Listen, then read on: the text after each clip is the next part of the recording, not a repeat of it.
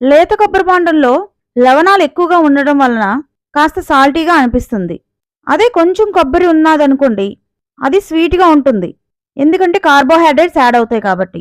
కొబ్బరి నీళ్లు ఖాళీ కడుపుతో తాగితే మంచిది.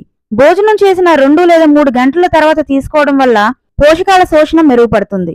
కిడ్నీ ఫెయిల్యూర్ ఉన్నవారు కొబ్బరి నీరులో పొటాషియం ఎక్కువగా ఉంటుంది కాబట్టి తక్కువగా తీసుకోవాలి. గుండె శస్త్రచికిత్స చేయించుకున్న వారు మితంగా తీసుకోవడం చాలా ముఖ్యం. స్పోర్ట్స్ పర్సన్స్ అలాగే డైలీ వర్కౌట్స్ చేసేవాళ్ళు డీహైడ్రేట్ అయిపోతారు కాబట్టి కొబ్బరి నీరు ద్వారా వాళ్ళు కోల్పోయిన ఎలక్ట్రోలైట్స్ అన్నిటినీ తిరిగి పొందవచ్చు. ఆరోగ్యంగా ఉన్నవారు రోజు కొబ్బరి బొండం తాగొచ్చు, కానీ అతిగా తీసుకోకూడదు.